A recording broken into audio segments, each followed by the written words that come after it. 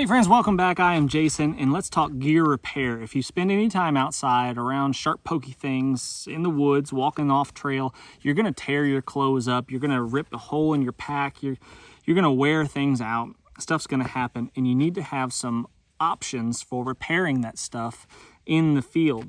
This is kind of what I go to for the most part.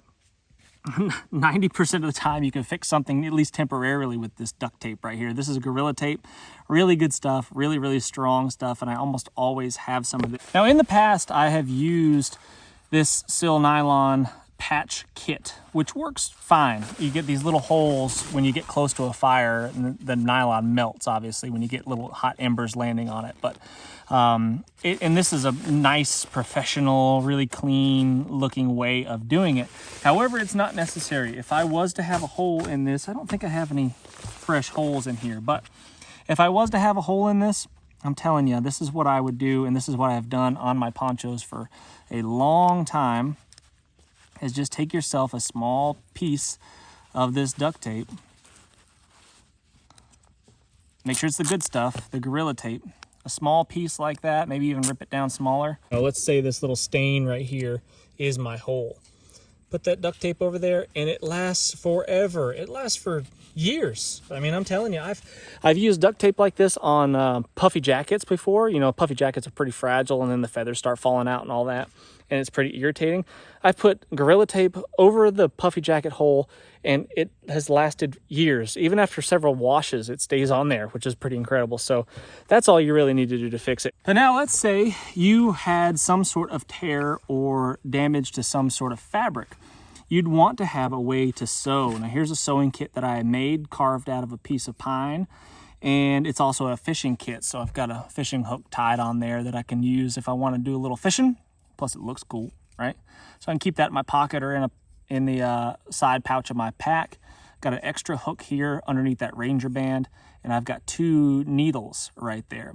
And I can use the fishing line itself as the thread if I choose to, or I can use something else like this tarred mariner's line, and otherwise known as bank line, is pretty good stuff. If I was to take a section of this right here, just a short piece, for example, and I untwist it, you get 3 individual strands. And those strands are perfect. It's a little bit of a pain to get it undone, but you just untwist.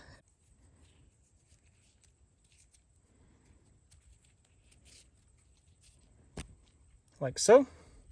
And now I've got a single strand of cord that is perfect for stitching up clothes, the crotch of your pants. If you step on a high log or something and rip your pants, nobody wants that. So you can patch it up using that. And I'm gonna show you an example of how to do that on my pack right here. I can use this needle in my fishing kit right here if I want. I can use this rip spool. The rip spool is cool. This is from Exotac. This is cool because it comes with everything that you need. Underneath this tape right here is some really strong thread that you can use to patch up your gear. So I like that, and this is kind of the store-bought version of my homemade kit. It's got a really good needle. I think it's a little bit big. It's really good for like gear repair, I would say. For like this pack, it's going to be fine. But for your clothes, this might be a slightly big needle. It'll get the job done, but it's just not necessary to have that big of a needle. But I do like this rip spool a lot, and I think it's really handy and definitely worth carrying because it's just kind of a one-stop shop gear repair right there. Duct tape plus a sewing kit. I'd pull off maybe probably that bigger needle right there. This one. Pull out that bigger needle, fish my bank line through the eye, pull it to about right there, give yourself a few inches right there so it doesn't slip out, and then I'm ready to stitch. Now trust me, I am no seamstress, so maybe you should take your sewing lessons from somebody else, but I'll show you the basics and what has worked for me. I've stitched up my pants before. I've stitched up pockets before on my pants that have kind of torn away from the pants, the back pocket. I have stitched up holes in packs before, and it has lasted for years and years and years. So this is the method that I would use. So let's say, for example, that this seam right here has torn on my pack. It wouldn't, because this is double stitched and really well done from P&W Bushcraft. But let's say it did. I was abusing it in some form or fashion, and it just was failing at this moment. So let's say that happened. What I would do is I would stick my needle through right here. I would gather the material together. It depends on where it is. Like if I had a cut in the fabric right here, I might just bunch the two ends together and sew it up like that, but it makes it kind of ugly.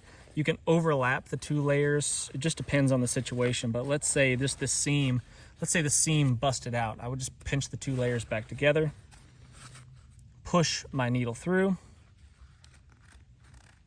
like so, pull it all the way through, and on this end right here, I tie myself a knot right here, and I like to leave myself a little bit of cordage on the end, like 1.5 inches or so. So I've got myself a knot, maybe 2 knots, just so it's a big ball and it won't get pulled through. Like that. And then I can stitch away, and that knot keeps it from getting pulled through the fabric. Just keep moving my way up the torn seam here. Let's say this section right here was the part that's torn. I would just move my way up through here. I'd go through. I'd go up about, this is pretty big cordage, so you can't go super close together, but I'd say I'd go about 1/8 of an inch up, give or take. I'd go through the fabric one more time, but then instead of just pulling it tight, I'm going to go through this loop that I've created right here and kind of tie it off in like a half hitch almost. See that? See how it's kind of made a loop right there and a knot? It's a half hitch sort of knot. And then I'd pull that tight. And then I'd move up about 1/8 of an inch.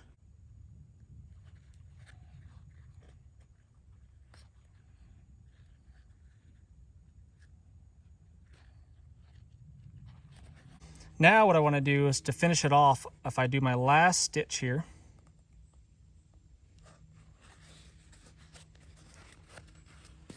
last stitch, leave that free there. Last stitch, I'll leave that loop loose, and then I'll take it through once, twice, 3 times. 3 times through, and then I'll pull that tight. And that creates a knot right there. On the end of this bank line, this tarred mariner's line holds really good. The knots don't come out of it. I mean, that'll last forever just like that. And that is pretty much a finished product right there. Pull that knot really good and tight. Like that. I can put my needle back into my kit. Put my needle back into my sewing kit.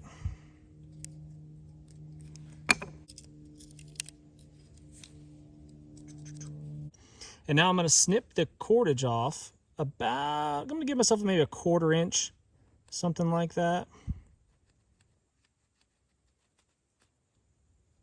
I don't want to cut it off too short. I want to have about 1/4 inch right there, and it's okay if it fuzzes up and frays a little bit. Same thing here, cut it off about 1/4 inch.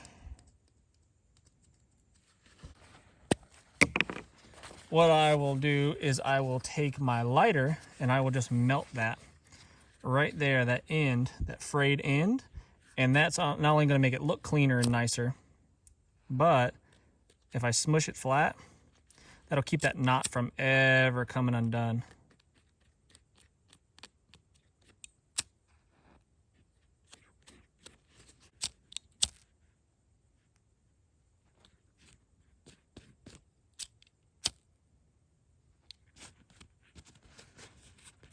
There we go.